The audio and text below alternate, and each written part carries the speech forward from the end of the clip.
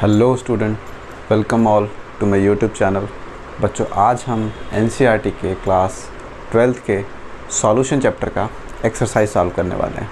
बच्चों, इस वीडियो में हम स्टार्टिंग के 10 क्वेश्चन सॉल्व करेंगे। इसी तरीके से सीरीज़ ऑफ वीडियो आएगी जिसमें नेक्स्ट एंड करके मैं पूरे एक्सरसाइज को कवर करूँगा। काफ़ी बच्चों ने बोला था कि आपने चैप्टर कंप्लीट करा दिया है, आप साथ में इसके एक्सरसाइज भी कराओ। तो चलिए बच्चों, स्टार्ट करते हैं। सबसे पहले हम इस चैप्टर से स्टार्ट करेंगे, 11th की सीरीज़ साथ में आएगी। ठीक है, तो सबसे पहले हम यहाँ पे एनसीईआरटी के एक्सरसाइज की बात कर रहे हैं। बच्चों, एक चीज़ मैं वीडियो स्टार्ट करने से पहले बता दूँ कि जितने भी थियोरेटिकल क्वेश्चन होंगे, मैं अगर उसमें कुछ बहुत ज़्यादा बताने लायक होगा तो मैं आई ट्राई टू एक्सप्लेन कि मतलब उसमें क्या सारी चीज़ें हैं। मैं वीडियो की लिंक डिस्क्रिप्शन में प्रोवाइड कर दूँगा, जहाँ पे भी उस थ्योरी के कंटेंट आपको मिल जाएंगे। मेरा मेनली फोकस होगा यहाँ पे कि जितने भी न्यूमेरिकल क्वेश्चन एक एक करके आते रहेंगे उसको हम अच्छे से सॉल्व करें। लेकिन हाँ, बीच में अगर कोई भी थ्योरी क्वेश्चन आता है तो मैं उसको भी आपको समझाऊँगा। तो चलिए, सबसे पहले हम करते हैं एक्सरसाइज का फर्स्ट क्वेश्चन। ओके, एनसीईआरटी के चैप्टर 2 सॉल्यूशन का। ओके, 12th चैप्टर के 12th क्लास के फर्स्ट क्वेश्चन है, define the term solution and how many types of solution are formed, write brief about each type of example. बच्चों, जब अगर आपने chapter पढ़ा होगा तो चैप्टर के स्टार्टिंग में ही आपको ये बताया जाता है कि जो सॉल्यूशन है, चैप्टर 2 एक्सरसाइज। ओके, सबसे पहला क्वेश्चन है कि वो पूछता है व्हाट इज सॉल्यूशन। तो सॉल्यूशन क्या होता है? होमोजीनियस मिक्सचर होता है। ठीक है बच्चों, सॉल्यूशन क्या हो जाता है?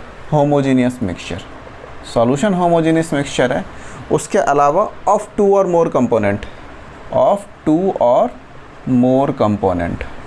ठीक है, दो या दो से ज़्यादा चीज़ें सॉल्यूशन में मिली हो सकती है। अगर आपको चैप्टर याद हो तो हमने ये भी कवर किया था कि बेसिकली जो हमने चैप्टर पढ़ा है सॉल्यूशन, वहाँ पे हमने बाइनरी सॉल्यूशन को कवर किया। बाइनरी सॉल्यूशन का मतलब जहाँ पे दो ही कंपोनेंट हो, एक सॉल्यूट और एक सॉल्वेंट हो। अदरवाइज़ अगर एक सॉल्वेंट और मल्टीपल सॉल्यूट है तब भी आप उसको सॉल्यूशन बोलोगे, कंडीशन कि वो होमोजीनियस मिक्सचर होना चाहिए। क्वेश्चन का सेकंड पार्ट बच्चों बोलता है how many types of solution are formed. तो अगर आप क्लासिफिकेशन याद करो तो क्लासिफिकेशन 3 तरीके से करा था हमने, solid solution, gaseous solution and liquid solution. ठीक है, और जब मैं सॉलिड, गैस और लिक्विड बोलता हूँ तो मेरा मतलब होता है कि सॉल्वेंट यहाँ पे सॉलिड है, सॉल्वेंट यहाँ पे गैस है, सॉल्वेंट यहाँ पे लिक्विड है। सॉलिड इन सॉलिड का एग्जांपल हमने पढ़ा था, liquid in solid, gas in solid. इसी तरीके से सबके कॉम्बिनेशन बनेंगे। तो ये क्वेश्चन में बेसिकली यही पूछा गया था कि सॉल्यूशन क्या है, व्हाट इज सॉल्यूशन। तो आपने बोला होमोजीनियस मिक्सचर होता है। उसके अलावा क्वेश्चन है कि कितने टाइप के होते हैं, 3 टाइप के आपने पढ़े और सबके बारे में ब्रीफ में बताना है। तो मैं डिस्क्रिप्शन में बच्चों लिंक प्रोवाइड कर दूंगा जहाँ पर मैंने पूरा टेबल डिस्कस कर रखा है। आप एनसीईआरटी की बुक खोलोगे, वहाँ पर भी आपको टेबल मिल जाएगा कि ये सारे कॉम्बिनेशन के लिए क्या क्या एक एक एग्जाम्पल हो सकता है। आई होप आपको ये क्वेश्चन समझ आया होगा, सिंपल है। नेक्स्ट क्वेश्चन पे चलते हैं बच्चों। सेकंड क्वेश्चन बोलता है give an example of solid solution in which solution is a gas. एक ऐसा एग्जांपल बताओ जो अभी हम डिस्कस कर रहे थे, इसी में से एक एग्जांपल देना है। क्वेश्चन बोलता है कि give an example of a solid solution in which solute is a gas. Okay, solute is a gas. तो बेसिकली आपको गैस इन सॉलिड का एग्जाम्पल देना। तो आपको पता होगा बच्चों, hydrogen gas in platinum, palladium, ये सारी चीज़ें हमने पढ़ रखी। क्यों? क्योंकि platinum, palladium DF block element, DNF block elements में आते हैं। वहाँ पे क्या होता है, इनका साइज़ बहुत बड़ा होता है। साइज़ बहुत बड़ा होता है तो इनके इंटरस्टिशियल वॉइड में, इंटरस्टिशियल वॉइड जो खाली जगह बच जाती है, ये जो इंटरस्टिशियल वॉइड है, ये जो इंटरस्टिशियल वॉइड है जो खाली जगह बच जाती है, इसके बीच में हाइड्रोजन गैस बहुत छोटे होते हैं। तो हाइड्रोजन गैस क्या होते हैं, इनके बीच में एड्जॉर्ब हो जाते हैं। तो ये एक स्टोरेज की तरह काम करते हैं। तो ये आपका एग्जाम्पल हो गया यहाँ पे किस चीज़ का बच्चों? गैस इन सॉलिड का। तो आपका सिंपल आंसर यहाँ पे क्या होगा? Hydrogen gas in platinum and palladium. ठीक है, थर्ड क्वेश्चन है बच्चों। थर्ड क्वेश्चन बहुत थ्योरेटिकल है, मैं ढंग से इसको मैं एक्सप्लेन कर चुका हूँ। एक प्रॉपर वीडियो है इसके ऊपर, मैं डिस्क्रिप्शन में उस वीडियो का लिंक डाल दूंगा। क्वेश्चन बोलता है कि define the term mole fraction, molarity, molality, mass percentage.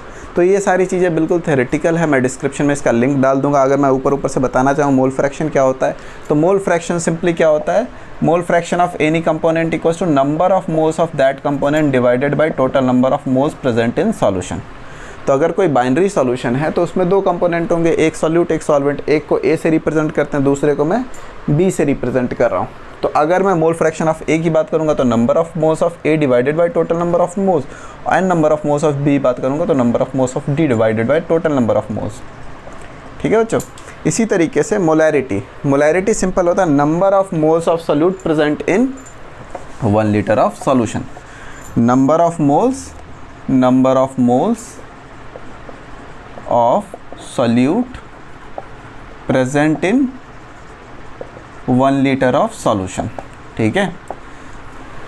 मैं डिस्क्रिप्शन में इन सारे वो वीडियो के लिंक डाल दूंगा जहाँ पे मैंने ये सारी चीज़ें डिस्कस कर रखी हैं। ठीक है। अगर मोलैलिटी की बात करोगे तो बच्चों बस चेंज किया जाता है, number of moles of solute तो रहता है, बट यहाँ पे 1 kg ऑफ सॉल्यूशन नहीं होता, सॉल्वेंट होता है। ठीक है, ये फ़र्क है बस, 1 litre of solution and 1 kg of solvent. And mass percent क्या होता है बच्चों? मास ऑफ पर्टिकुलर कंपोनेंट जिसकी बात हो रही divided by total mass of solution into 100। ठीक है। जैसे आपको बोल दिया कि 10 ग्राम ग्लूकोज 90 ग्राम वाटर में है, तो मास परसेंट बताओ ग्लूकोज का। तो जिसका बोला है 10 gram divided by total solution 100 हो गया इनटू 100, तो ये आपका कट के 10% आ गया। तो इसका आंसर क्या होगा? 10%। ठीक है, सिंपल सा क्वेश्चन है। नेक्स्ट क्वेश्चन है न्यूमेरिकल है, तो अभी इस पे इसको ढंग से करते हैं। चलो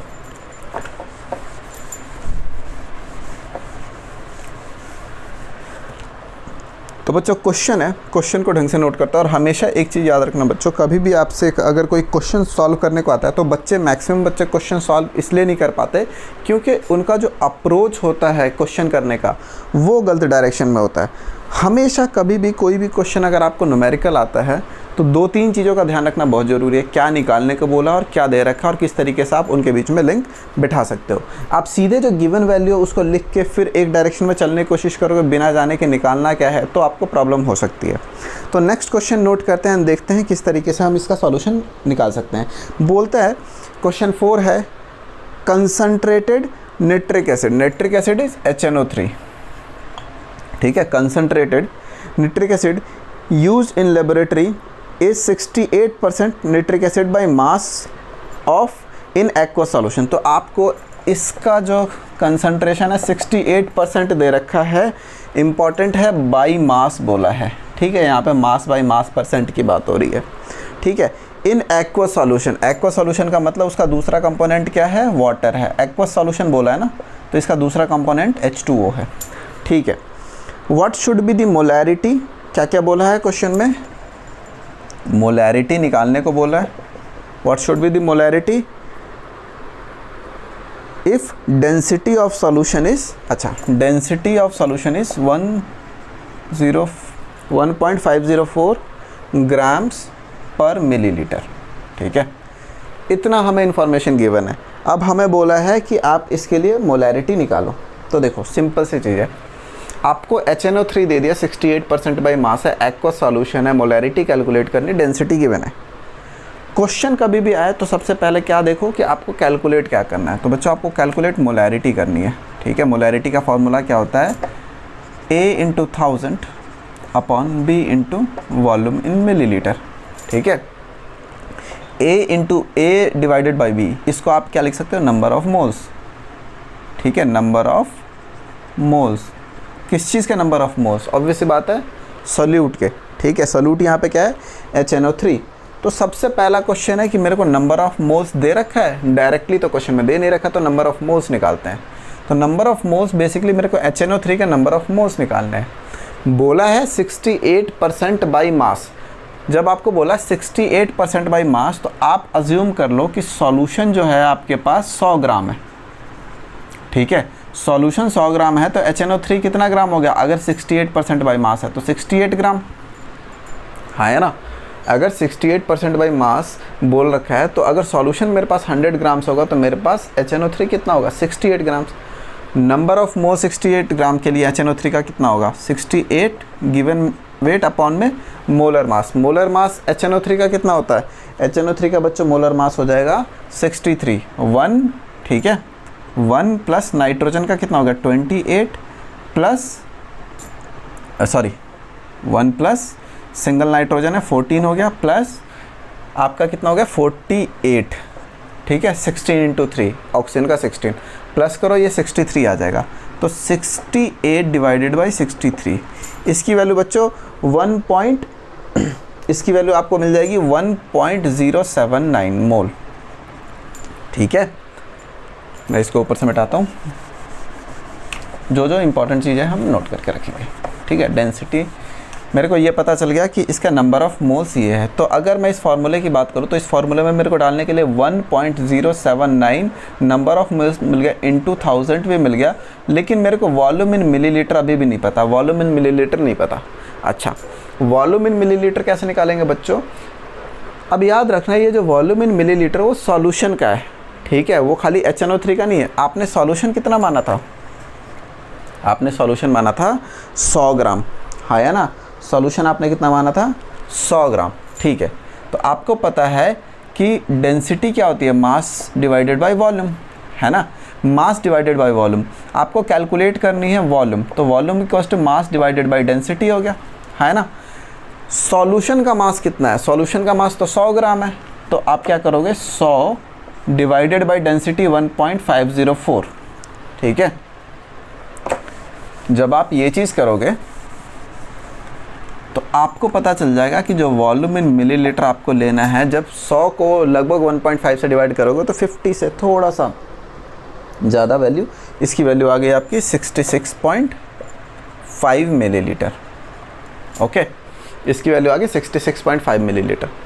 अब आपको मोलैरिटी कैलकुलेट करनी थी, तो आप इसमें 1.079 इंटू 1000 अपॉन 66.5, ठीक है, क्योंकि आपने 1000 से मल्टीप्लाई करा है तो नीचे मिलीलीटर में आप लिख सकते हो। और जब इसको कैलकुलेट करोगे तो आपका आंसर आ जाएगा 16.23 मोलर। ठीक है, आई होप आपको समझ आया होगा। सिंपल क्वेश्चन में क्या बोला था कि आपके पास 68% HNO3 है एक्वा सॉल्यूशन। ओके, तो जब 68% आपको बोल दिया बाई मास, तो इसका मतलब अगर पूरा सॉल्यूशन 100 ग्राम है तो आपके पास 68 ग्राम क्या हो जाएगा? Nitric acid. आपने सबसे पहले वहाँ से उसका नंबर ऑफ़ मोल्स कैलकुलेट कर लिया। नंबर ऑफ़ मोल्स के बाद आपके पास वॉल्यूम रह गया था कैलकुलेट करने के लिए, जिसके लिए आपको डेंसिटी गिवन थी। और आपको पता है कि डेंसिटी सॉल्यूशन की गिवन थी, पूरे सॉल्यूशन की। तो जब यहाँ पे मास भी लोगे तो पूरे सॉल्यूशन का मास होगा। पूरे सॉल्यूशन का मास आपने 100 ग्राम अज्यूम किया था, तो वहाँ से आपने वॉल्यूम कैलकुलेट करा, वॉल्यूम, उसके बाद वहाँ से आपका वहाँ से आपने मास को डिवाइड किया डेंसिटी से, वहाँ से वॉल्यूम कैलकुलेट किया 66.5 मिलीलीटर, एंड देन आपने इस वाले फार्मूले में वापस पुट कर दिया, तो आपको पता चल गई इसकी मोलैरिटी क्या है। सिंपल क्वेश्चन है बच्चों, समझ आया होगा आपको। चलो 5th क्वेश्चन पे चलते हैं। आपको नोट करना हो, वीडियो पॉज करके नोट करते रहो। ओके, चलो नेक्स्ट क्वेश्चन है, 5th क्वेश्चन पे आते हैं। ठीक है, तो बच्चों 10-10 करके इसलिए बना रहे ताकि आपको एक साथ बहुत ज़्यादा ना हो जाए देखने के लिए, आप आराम से उसको समझ भी सको, प्रैक्टिस भी कर सको। तो 10 क्वेश्चन कराएंगे आपको, 10 क्वेश्चन प्रैक्टिस करो। कोई डाउट हो तो आप वीडियो में पूछो। अगर आपको वीडियो पसंद आती है लाइक शेयर सब्सक्राइब ज़रूर करना। ठीक है बच्चों, अगला क्वेश्चन आते हैं। बोलता है a solution of glucose in water is labelled at 10% weight by weight. ठीक है, ग्लूकोज बोलता है 10% वेट बाई वेट। ठीक है, mass by mass, wait by wait. What would be the molality? ठीक है, सबसे पहले क्या बोलता है? मोलैलिटी।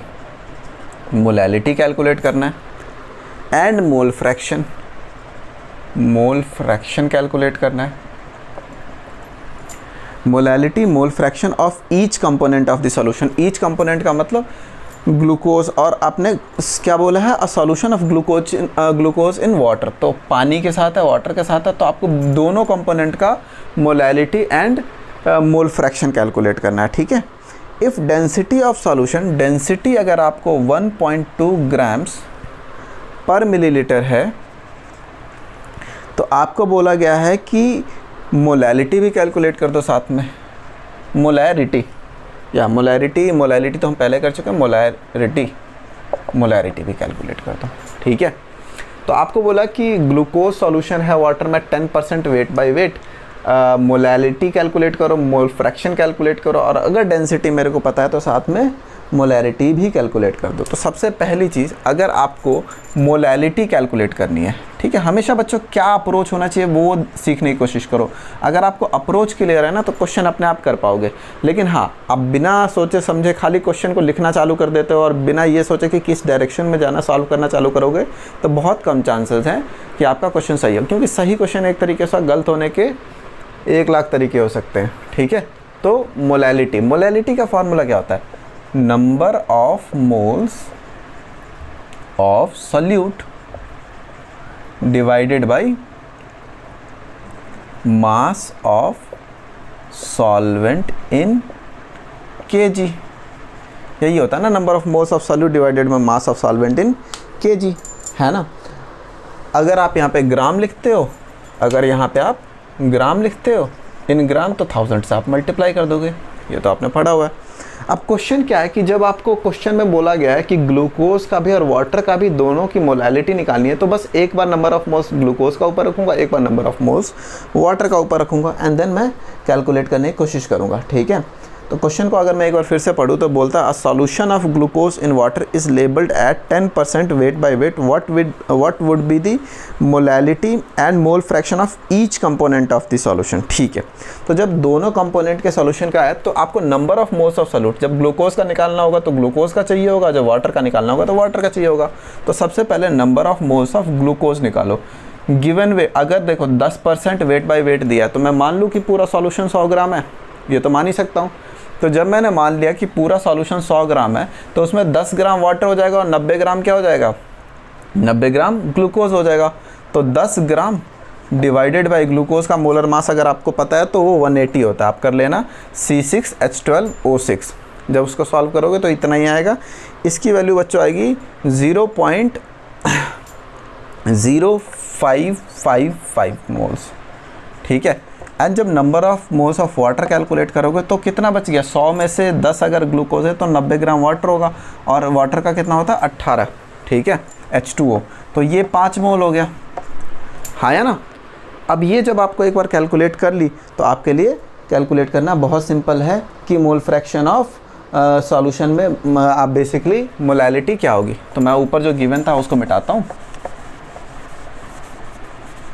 तो सिंपल, अगर आपसे मोलैलिटी किसकी पूछी जाए, वाटर की पूछी जाती है मोलैलिटी, स्मॉल m से रिप्रेजेंट करते हैं हम।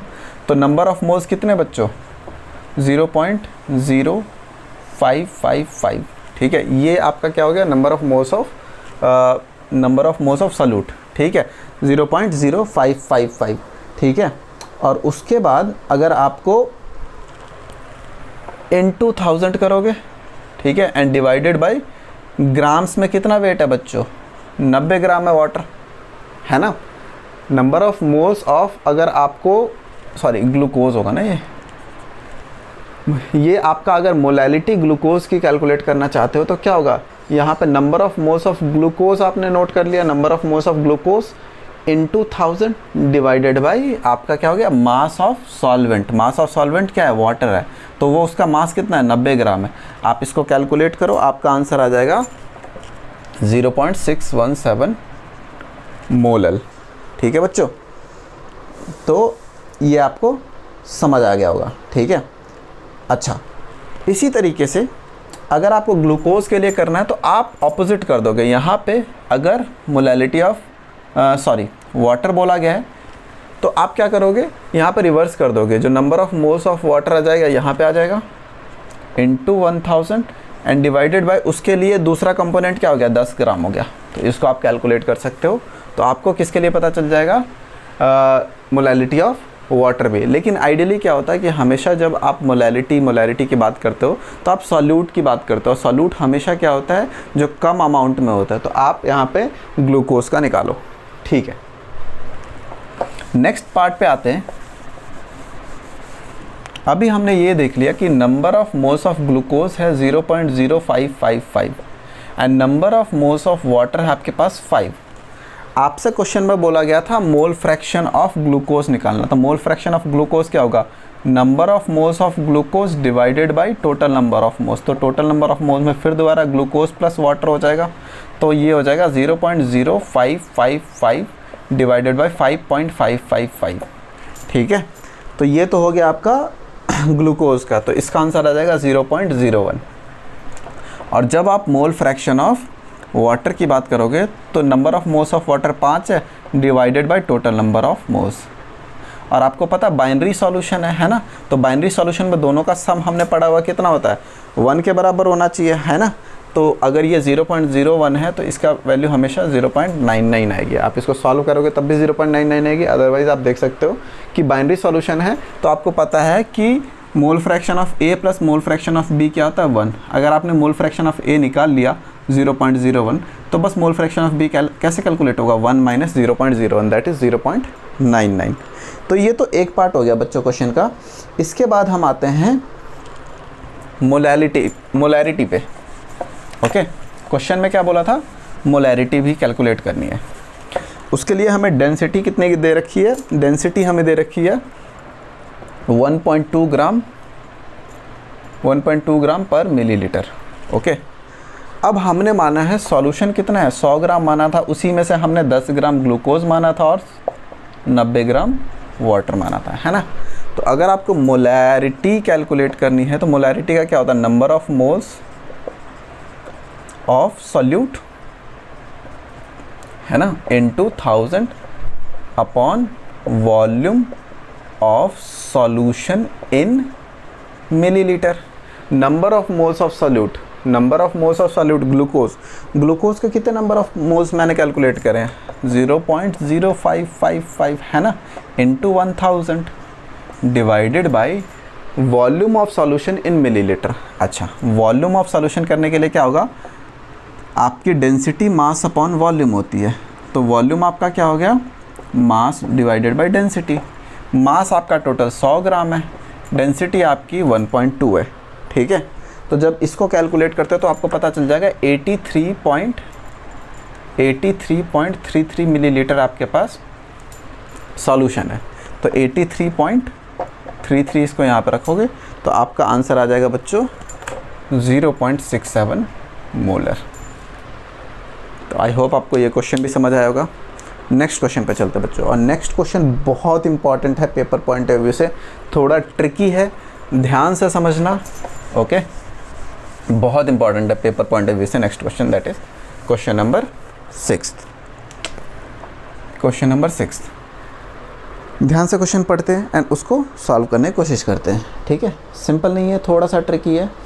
बोलता है कि how many millilitre of 0.1 molar HCl are required to react completely with 1 gram mixture of Na2CO3 and NaHCO3 containing equimolar amount of both।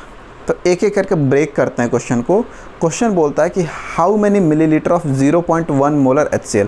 Question basically वो वॉल्यूम कैलकुलेट कराना चाहता है आपसे, कितना वॉल्यूम मिलीलीटर चाहिए होगा किसका, 0.1 मोलर HCl का। अगर आपके पास एक HCl सॉल्यूशन है, जैसे सपोज़ आप केमिस्ट्री लैब में जाते हो तो वहाँ पे आपको दिखता होगा कि 1 मोलर HCl सॉल्यूशन हो गया, 2 मोलर HCl सॉल्यूशन, वो जो सॉल्यूशन होती है उसके ऊपर लिखा रहता है। अभी हम क्या मान के चल रहे हैं कि हमारे पास एक 0.1 मोलर HCl सॉल्यूशन है। ठीक है, तो हमारे पास 0.1 मोलर HCl सॉल्यूशन है। बोलता है कि ऐसे सॉल्यूशन का कितना वॉल्यूम चाहिए होगा अगर मेरे को कंप्लीट रिएक्शन करना है 1 ग्राम मिक्सचर ऑफ किस किस का, 1 ग्राम mixture of Na2CO3 and NaHCO3। ठीक है, तो Na2CO3 एंड NaHCO3, और बोलता है नंबर ऑफ मोल्स क्या है, दोनों के बराबर है, इक्विमोलर बोलता है, इक्विमोलर मिक्सचर का मतलब दोनों का मिक्सचर से दोनों का नंबर ऑफ मोल सेम है और दोनों का मास को प्लस करके 1 ग्राम होता है। ठीक है, तो इस क्वेश्चन को कैसे सॉल्व करें, तो सबसे पहली चीज़ है बच्चों, उसने बोला इक्विमोलर मिक्सचर। इक्विमोलर मिक्सचर का मतलब क्या होता है, गिवन मास अपॉन में मोलर मास। दोनों का गिवन मास अपॉन में मोलर मास क्या होना चाहिए, बराबर होना चाहिए। इक्विमोलर का यही मतलब है। और दोनों का मास प्लस करके 1 ग्राम होता है, हाँ या ना, दोनों का मास प्लस करके भी 1 ग्राम होता है। तो हम क्या करते हैं, हम मान लेते हैं कि Na2CO3 का मास x ग्राम्स है, तो सिंपली क्या हो जाएगा मेरे पास, NaHCO3 का मास कितना हो जाएगा, क्योंकि दोनों का प्लस करके 1 ग्राम में, तो इसका 1 - x ग्राम्स हो जाएगा, हाँ या ना।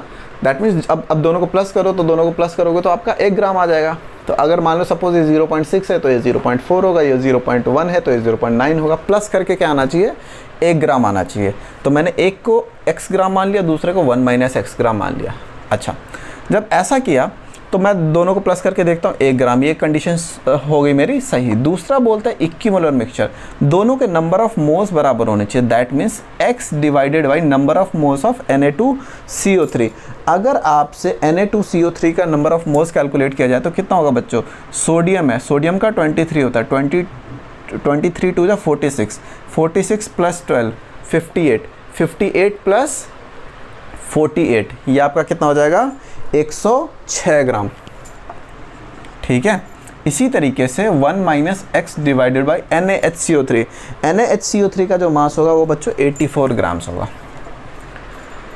समझ आ रहा है सिंपल क्वेश्चन। आप क्वेश्चन देखो क्या क्या बोला, हमने कितना प्रोग्रेस किया है कि उसने बोला है कि मेरे को वॉल्यूम कैलकुलेट करना है कि 0.1 मोलर HCl अगर मेरे को दे दिया जाए तो 1 gram of equimolar mixture of Na2CO3 and NaHCO3 के साथ रिएक्ट करने के लिए कितना वॉल्यूम चाहिए होगा। तो सबसे पहले तो मेरे को यही कैलकुलेट करना पड़ेगा कि Na2CO3 एंड NaHCO3 है कितने मेरे पास। दोनों का समेशन 1 ग्राम बोला, तो मैंने मान लिया एक x ग्राम है तो दूसरा 1 - x ग्राम है, और दोनों इक्विमोलर मिक्सचर बोला है तो दोनों का नंबर ऑफ मोल्स भी मैंने बराबर कर लिया। अब इसको क्रॉस मल्टीप्लाई करो x की वैल्यू कैलकुलेट करने के लिए। ठीक है, तो क्रॉस मल्टीप्लाई करूँगा तो 84x equals to 106 minus 106x, इसको इधर लेके आएंगे तो ये कितना हो जाएगा, 190x इक्वल्स टू 106। ठीक है, तो x की वैल्यू बच्चों कितनी आ गई, अगर x की वैल्यू यहाँ पे कैलकुलेट करोगे तो x की वैल्यू आ गई 0.558 ग्राम्स। ठीक है, जब 0.558 ग्राम्स आ गया तो इसका मतलब सिंपल है कि ये किसका मास आया है बच्चों, Na2CO3 का। ठीक है, अब NaHCO3 का कैलकुलेट करने के लिए क्या करोगे आप, 1 में से माइनस कर दोगे, है ना। तो ये कितना हो जाएगा 0.442। ठीक है, 0.442, तो इसका मास 0.442 हो गया। ठीक है, अब सिंपल क्वेश्चन है कि मेरे को कभी भी केमिकल रिएक्शन लिखता हूँ तो नंबर ऑफ मोल्स में मेरे को कैलकुलेट करना पड़ता है। ठीक है, तो मैं फ़िलहाल के लिए यहाँ पे 0.442 लिख लेता हूँ एंड इसको फर्दर कैलकुलेशन करते हैं। आप देखो, अब मैं अगर Na2CO3 की बात करूं तो इसका नंबर ऑफ मोल्स कितना आएगा, इसका नंबर वेट कितना है 0.558 डिवाइडेड बाय कितना हो जाएगा बच्चों, 106 ग्राम कैलकुलेट कराना हमने इसका मोलर मास। तो that means number of moles कितने हो जाएंगे इसके नंबर ऑफ मोल्स हो जाएंगे बच्चों 0.005। ओके, 0.00526, ये इसके नंबर ऑफ मोल्स हो गए। अब सिंपल सी चीज़ है, अगर मैं NaHCO3 के लिए 0.442 को इसके मास से डिवाइड करूंगा विच इज़ 84, तो ये भी पक्का कितना आएगा 0.00526, क्योंकि इक्विमोलर मिक्सचर था ना, हमने इक्वेट किया था तभी तो ये वैल्यू आई थी। तो दैट मीन्स दोनों का नंबर ऑफ मोल्स सेम है, तो दोनों का नंबर ऑफ मोल्स हमें पता चल गया।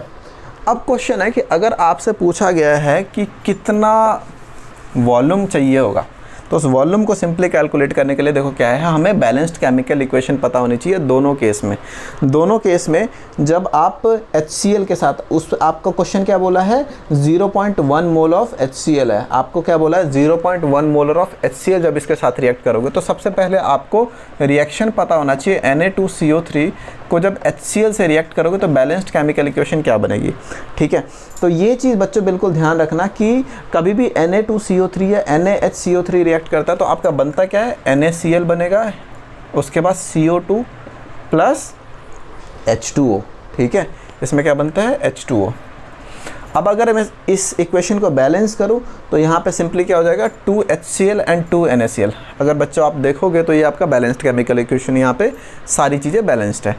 अब अगर NaHCO3 की बात करूं और अगर उसको HCl से रिएक्ट कराऊं तो यहाँ पे भी NaCl plus CO2 plus H2O ही बनेगा।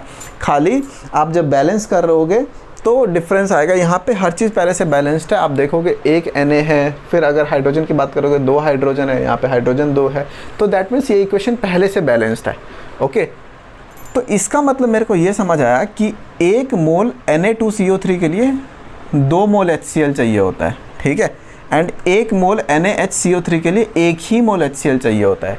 तो क्वेश्चन क्या है, अगर मेरे पास इतने नंबर ऑफ मोल्स है, तो अगर 1 मोल Na2CO3 के लिए 2 मोल HCl चाहिए, तो इतने मोल के लिए कितने चाहिए होगा, इंटू 2, ठीक है। तो मेरे को टोटल HCl कितना चाहिए होगा, सबसे पहला क्वेश्चन ये है, टोटल HCl कितना चाहिए होगा, क्योंकि दोनों से रिएक्ट करना है ना मेरे को कम्प्लीटली। तो अगर 1 मोल होता मेरे पास Na2CO3, तो मेरे को कंप्लीट रिएक्शन के लिए 2 मोल HCl चाहिए होता, और अगर मेरे पास 1 मोल कंप्लीट NaHCO3 होता, तो मेरे को 1 मोल कंप्लीट HCl चाहिए होता। तो जब मेरे पास खाली इतने मोल्स हैं, तो एक के लिए 2 चाहिए, तो इसके लिए कितना चाहिए होगा, 2 × 0.00526, ठीक है। ये तो चाहिए हो गया किसकी वजह से, Na2CO3 की वजह से। यहाँ पे मैं लिख देता हूँ टोटल HCl रिक्वायर्ड, ठीक है। अब एक NaHCO3 के लिए 1 चाहिए, तो यहाँ पे 1 है, अगर सपोज इतना है तो इतने के लिए जितना है, जितने मोल्स NaHCO3 होते हैं उतने ही मोल्स HCl चाहिए होते हैं, तो जितने मोल्स NaHCO3 उतने ही चाहिए होंगे, तो 0.00526। दैट मीन्स मेरे को यहाँ से एक चीज़ पता चल गई कि जो मेरे को टोटल अमाउंट चाहिए that is equal to 0.01578 moles, ठीक है। दैट मीन्स मेरे को पूरी तरीके से 1 ग्राम Na2CO3 को रिएक्ट कराने के लिए जो नंबर ऑफ मोल्स चाहिए HCl के, वो है मेरे पास 0.01578। लेकिन क्वेश्चन में बोला है कि मेरे को वॉल्यूम बताओ, और वो भी 0.1 मोलर HCl सॉल्यूशन का, ठीक है। 0.1 मोलर HCl सॉल्यूशन का ये कितना वॉल्यूम होगा, तो सिंपल सी चीज़, आपको पता मोलैरिटी क्या होती है, number of moles into 1000 upon volume of solution in millilitre. आपको मोलैरिटी 0.1 मोलर दी है, नंबर ऑफ मोल्स आपको पता चल गया 0.01578 इंटू 1000 अपॉन वॉल्यूम इन मिलीलीटर। तो जब वॉल्यूम इन मिलीलीटर इधर जाएगा तो ये क्या हो जाएगा, 0.78 इंटू 1000 डिवाइडेड बाई 0.1। तो बच्चों जब ये बिल्कुल इसको सॉल्व करोगे तो आपका आंसर आ जाएगा 157.8 मिलीलीटर। तो इसका मतलब हो गया कि अगर आपके पास, देखो अगर आपका मोलैरिटी चेंज होती रहेगी तो कंसंट्रेशन चेंज होता है।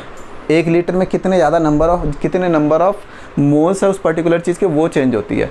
तो अगर कंसंट्रेशन चेंज करता रहूँगा तो वॉल्यूम भी मेरे को कम ज़्यादा चाहिए होगा सेम अमाउंट से बराबर रिएक्ट कराने के लिए।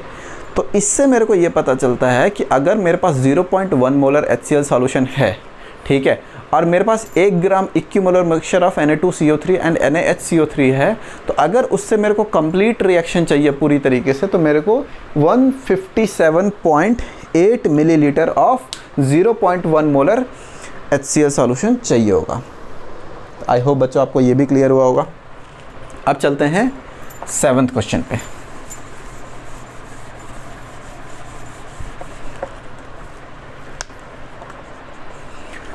क्वेश्चन बोलता है a solution is obtained by mixing 300 grams of 25% solution. 300 grams of 25% solution, इसको मिक्स किया गया है 400 ग्राम ऑफ 40% सॉल्यूशन, ठीक है। तो बोलता है कि calculate the mass percent of resulting solution. जब इसको आपने मिक्स कर दिया, जो रिजल्टिंग सॉल्यूशन आया उसका मास परसेंट कितना होगा, ठीक है। तो एक ऐसा सॉल्यूशन है जो 25% सॉल्यूशन है, उसका आपने 300 ग्राम ले लिया। आपके पास एक ऐसा सॉल्यूशन है जो 40% सॉल्यूशन है जिसको आपने 400 ग्राम ले लिया। तो सिंपल सी चीज़ है कि जब आप 40% सॉल्यूशन, जब आप 25% सॉल्यूशन बोलते हो, तो सिंपल सी चीज़ है, हर 100 ग्राम में 25 ग्राम्स आपका सॉल्यूट है। फिर इसी तरीके से हर 100 ग्राम में 40 ग्राम सॉल्यूट है। जब इनके 300 ग्राम और 400 ग्राम का मिक्स कर दिया तो आपको क्या एक्चुअल, तो ये मोर ऑफ मैथ्स का क्वेश्चन लगता है, ठीक है। लेकिन जस्ट बिकॉज ये सॉल्यूशन यहाँ पे लिख दिया तो इसका पार्ट बन गया, अदरवाइज सिंपल मैथ्स का क्वेश्चन है। तो सबसे पहली चीज़, आपने 300 ग्राम ले लिया, कैसे सॉल्यूशन का, 25% सॉल्यूशन का। तो अगर 300 ग्राम आपने पूरा सॉल्यूशन ले लिया तो ये सॉल्यूशन है, ठीक है। और अगर आप सॉल्वेंट कैलकुलेट करना चाहो तो 300 ग्राम का 25% कितना होगा बच्चों? 75 ग्राम, हाँ या ना, 75 ग्राम हो गया। तो ये आपका सॉल्यूट हो गया, ठीक। अब सिमिलरली आपने 400 ग्राम कैसे सॉल्यूशन लिया है? 40 ग्राम वाला। तो अगर पूरे सॉल्यूशन को 400 ग्राम बाहर निकाल लोगे तो अगर आपसे पूछा जाए कि अच्छा इस 400 ग्राम में कितना सॉल्यूट है बताओ, तो 40% होगा उसका, है ना। तो 100 के लिए अगर आपका 40 हो गया तो 400 के लिए कितना हो गया? 160 हो गया, हाँ या ना, 160 ग्राम हो गया।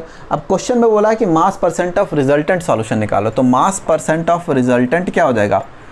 जो नया ये आपका क्या हो गया? सॉल्यूट हो गया, ठीक है। तो यहाँ पे सॉल्यूट, तो नया सॉल्यूट का टोटल मास कितना हो गया? इसको प्लस करोगे तो बच्चों 235 ग्राम्स आ जाएगा, ठीक है। 235 ग्राम आ गया।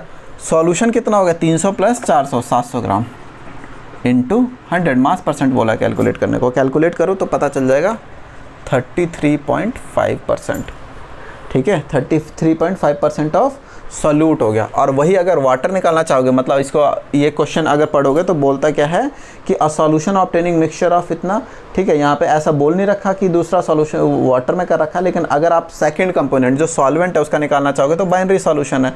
तो एक का अगर 33.5 आया तो दूसरे का 100 माइनस कितना हो जाएगा? ये आपका 66.5 ग्राम हो जाएगा, ठीक है। तो उस केस में क्या हो जाएगा कि 700 में से 235 माइनस कर दोगे तो जो बचा वो ऊपर लिख लोगे, उसका अगर मास दूसरे कंपोनेंट का मास कंपोनेंट निकालना है, ये तो आपका सॉल्यूट हो गया। तो सॉल्वेंट कितना हो गया? 75 में से जो इतना बच गया, अगर 300 में से 75 माइनस कर दोगे तो यहाँ कितना बचेगा? 225 इधर बच गया और यहाँ पे 240 बच गया। तो इन दोनों को प्लस करके ऊपर लिख दो, डिवाइडेड बाई पूरा सॉल्यूशन करोगे तो 66.5 आ जाएगा। Answer is 33.5%। आई होप आपको समझ आया होगा बच्चों। नेक्स्ट क्वेश्चन करते हैं। नेक्स्ट क्वेश्चन है 8th क्वेश्चन। किसी भी क्वेश्चन में कोई भी डाउट हो बच्चों, आप कमेंट सेक्शन में लिखना, क्या डाउट है उसको हम एक्सप्लेन करेंगे, ठीक है। नेक्स्ट क्वेश्चन बोलता है an anti freezing solution is prepared from 222.6 gram of ethylene glycol. Ethylene glycol बच्चों ये होता है CH2 CH2 OH OH, ठीक है। अगर दो लगातार कार्बन के ऊपर OH आ जाए तो इसको आप ग्लाइकोल बोलते हो, और क्योंकि इथेन है तो इसको आप क्या बोल रहे हो? Ethylene glycol, okay. तो ये आपका इथिलीन ग्लाइकोल हो गया। अब इथिलीन ग्लाइकोल आपको दे दिया है कितना है? 222.6 ग्राम, ठीक है। उसके बाद बोलता है एंटी फ्रीजिंग सॉल्यूशन, हाँ तो सॉल्यूशन में आपका 222.6 ग्राम इथिलीन ग्लाइकोल है। वाटर कितना है? वाटर बोला गया है आपको 200 ग्राम, ठीक है। वाटर आपको 200 ग्राम बोला है, ठीक है। Calculate the molarity of solution, आपको क्या बोला है? मोलैरिटी, कैपिटल M कैलकुलेट करना है, मोलैरिटी कैलकुलेट करनी है। डेंसिटी गिवन है, ये रिपीटेड क्वेश्चन है, 1.072 ग्राम। जब मैं रिपीटेड बोल रहा हूँ तो कॉन्सेप्ट रिपीटेड है, क्वेश्चन तो डिफरेंट ही है। And then what shall be the molarity of solution, ठीक है। मोलैरिटी ऑफ सॉल्यूशन कैलकुलेट करना है, सिंपल क्वेश्चन है, ठीक है। तो अगेन जब आप मोलैरिटी की बात करते हो तो मोलैरिटी आपका क्या हो गया? Number of moles of solute into 1000 upon volume of solution in millilitre, ठीक है। अभी number of moles of solute, आप जब सॉल्यूट की बात कर रहे हो तो किसकी बात कर रहे हो? आप इथिलीन ग्लाइकोल की बात कर रहे हो, है ना।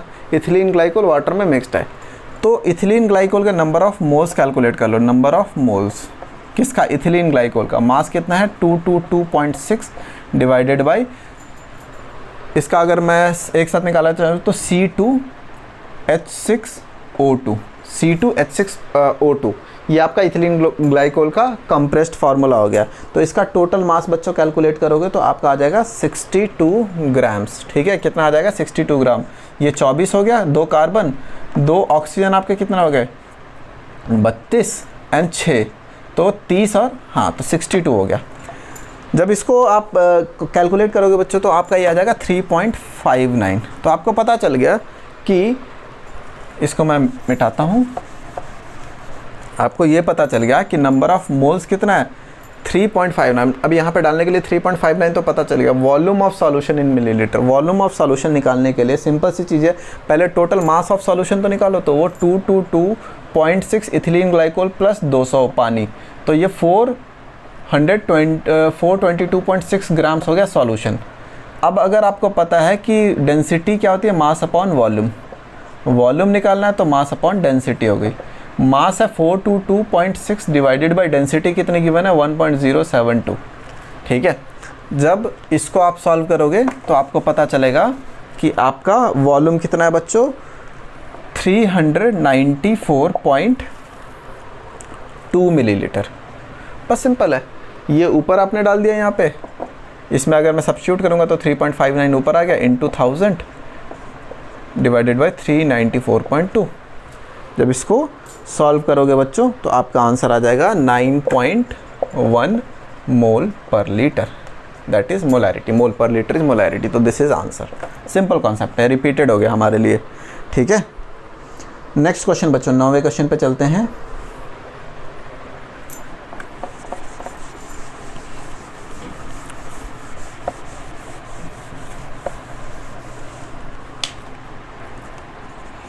नाइन्थ क्वेश्चन है, सिंपल है, बोलता है a sample of drinking water was found to be severely contaminated with chloroform. Chloroform बेहोश करने के लिए यूज़ होता है, आपने देखा होगा टीवी में, CHCl3। Suppose to be carcinogenic, carcinogenic उसको बोलते हैं जो कैंसर कॉजिंग सब्सटेंस होते हैं। तो अगर पानी में CHCl3 एज अ कॉन्टामिनेंट मिक्सड है तो दैट कैन बी कार्सिनोजेनिक बच्चों। The level of contamination was found to be 15 ppm, 15 ppm। एक बहुत इंपॉर्टेंट चीज़ ब्रैकेट में लिखी है, बाई मास। ठीक है, तो बाई मास जब आप 15 ppm बोलते हो तो नंबर ऑफ पार्टिकल के टर्म्स में बोल सकते हो कि 15 particle in 1 million particle. By mass बोल दिया तो आप ये अज्यूम कर सकते हो कि वो बोलने की कोशिश कर रहा है 15 ग्राम इन 1 मिलियन ग्राम ऑफ सॉल्यूशन। ठीक है, तो express this in terms of mass percent. ठीक है, तो सिंपल मास परसेंट के फॉर्म में अगर मेरे को करना है तो सिर्फ 15 ppm का मतलब क्या हो गया, 15 डिवाइडेड बाई 10 की पावर 6। ठीक है, आपका 1 मिलियन कितना होता है, 10 लाख होता है ना, 10 लाख 10 की पावर 6 हो गए। अगर किसी चीज़ का परसेंटेज बोल दिया निकालने को तो मैं 100 से मल्टीप्लाई कर दूंगा, है ना। तो ये आपका कितना हो जाएगा बच्चों 15 इंटू 10⁻⁴%। सिंपल आंसर है ये। उसके बाद सेकंड पार्ट बोला है कि डिटरमाइन दी मोलैलिटी। हाँ, मोलैलिटी बोला है, स्मॉल m कैलकुलेट करने को बोला है, molality of chloroform in this sample. तो मोलैलिटी क्या होती है, number of moles of solute, ठीक है, into 1000 divided by mass of solvent in gram. अभी ग्राम अगर आप 1000 हटा दोगे तो kg आ जाएगा। Number of moles of solute, यहाँ पे ppm क्लोरोफॉर्म है, तो मैंने मान लिया कि 1 मिलियन पार्टिकल में 1 मिलियन ग्राम में 15 ग्राम आपका ppm है, 15 ग्राम आपका क्लोरोफॉर्म है। तो सबसे पहले नंबर ऑफ मोल्स कितना हो जाएगा 15 ग्राम गिवन मास अपॉन में मोलर मास CHCl3। इसका मोलर मास कितना हो जाएगा बच्चों, CHCl3 का कैलकुलेट करोगे तो टोटल मास हो जाएगा इसका 119.5, 35.5 इंटू 3 प्लस 12 प्लस 1। ठीक है, तो नंबर ऑफ मोल्स जो हो गया आपके, ये कितना आ गया बच्चों, नंबर ऑफ मोल्स। ठीक है, तो this is number of moles. आप इसको कैलकुलेट करोगे तो 15 डिवाइडेड बाई 119.5, ये आपका क्या हो गया नंबर ऑफ मोल्स। अब सिंपली आपने क्या करना है, 15 डिवाइडेड बाई 119.5, ठीक है, इंटू 1000। आप इसको पहले भी काट सकते हो, यहाँ पे भी रख सकते हो। और अगर मास ऑफ यहाँ पे आपका मोलैलिटी है ना, तो मास ऑफ सॉल्वेंट होगा। ठीक है, मास ऑफ सॉल्वेंट इन ग्राम। तो मास ऑफ सॉल्वेंट कितना है 10 की पावर 6, क्योंकि 1 मिलियन ग्राम में आपको बोला गया, बाई मास का ये मतलब है। तो जब इसको सॉल्व करोगे, काटोगे इसको, तो आपका आंसर आ जाएगा 1.25 into 10⁻⁴ molal. This is also simple बच्चों। लास्ट क्वेश्चन है, थ्योरेटिकल क्वेश्चन है, this is based on Raoult's law. तो एक्सप्लेन करते हैं क्या है ये लास्ट क्वेश्चन। तो क्वेश्चन बेसिकली बोलता है कि what role does molecular interaction play in a solution of alcohol and water. Alcohol and water. What does the molecular interaction play in a solution of alcohol and water? Simply देखो क्या होता है बच्चों, जब आप अल्कोहल और water को mix करते हो तो इन दोनों के बीच में नए हाइड्रोजन बॉन्ड बनते हैं, ठीक है। कैसे? सपोज CH3OH है, ये आपका मिथेनॉल हो गया, एंड वाटर। तो होता क्या है, इसके बीच में जो अट्रैक्टिव फोर्स होगा, इसके बीच में जो अट्रैक्टिव फोर्स होगा, ये सारे क्या बनाएंगे आपस में? हाइड्रोजन बॉन्ड, ठीक है। ये क्या बनाएंगे? इंटरमॉलिक्यूलर हाइड्रोजन बॉन्ड, और इसकी वजह से इनके बीच में अट्रैक्शन होगा, ठीक है। लेकिन क्वेश्चन क्या है कि अगर आप इसको रॉल्स लॉ के तरीके से देखोगे तो होता क्या है कि जो ओरिजिनल कंपोनेंट है वाटर, उसके रिस्पेक्ट में क्या होता है, जो नए बॉन्ड बनते हैं, जो नए अट्रैक्टिव बॉन्ड बनते हैं, वो वीक होता है, क्योंकि वाटर मॉलिक्यूल में ज़्यादा हाइड्रोजन बॉन्ड बनते हैं। बिकॉज होता क्या है, यहाँ पे एक साइड जैसी मिथेनॉल आ गया ना, तो स्कोप जो हाइड्रोजन बॉन्ड बनने का, यहाँ पे अगर हाइड्रोजन होता जो वाटर जैसा होता तो ऑब्वियसली बात है ज़्यादा हाइड्रोजन बॉन्ड बनते। तो जब आप वाटर से ethanol, basically alcohol and water के मिक्सचर पे आते हो, तो आपका स्कोप जो होता है वो कम हो जाता है हाइड्रोजन बॉन्ड बनने का। हाइड्रोजन बॉन्ड बनने के स्कोप कम होने से क्या हो जाएगा, ये इसका बॉइलिंग पॉइंट कम हो जाएगा। अगर बॉइलिंग पॉइंट कम हो जाएगा तो वेपर प्रेशर बढ़ जाएगा, और वेपर प्रेशर बढ़ जाएगा तो ये क्या दिखाएगा? Positive deviation from Rawls law. तो आपने देखा होगा रॉल्स लॉ में आपका पॉजिटिव डेविएशन आने लगेगा, ठीक है। तो पॉजिटिव डेविएशन का सिंपल मतलब होता है कि ज़्यादा वेपर प्रेशर। ज़्यादा वेपर प्रेशर का मतलब होता है कम बॉइलिंग पॉइंट। कम बॉइलिंग पॉइंट कब होगा? जब बॉन्ड वीक होगा, और ये वो हमारा एग्जांपल है जहाँ पे बॉन्ड वीक हो गया ओरिजिनल के रिस्पेक्ट में। तो this is the answer for this question. हमारे 10 क्वेश्चन बच्चों पूरे हुए हैं। आई होप आपको समझ आया होगा। अगर आपको फिर भी कोई डाउट है तो प्लीज़ कमेंट सेक्शन में लिखना। बच्चों ने रिक्वेस्ट करी थी कि आप एक्सरसाइज के क्वेश्चन सॉल्व कराओ, मैंने अभी स्टार्ट किया है, इसको कंटिन्यू करेंगे। अगर आपको वीडियो पसंद आती तो बच्चों लाइक शेयर सब्सक्राइब जरूर कीजिएगा। Thanks for watching this video and keep giving feedback. Okay, bye bye.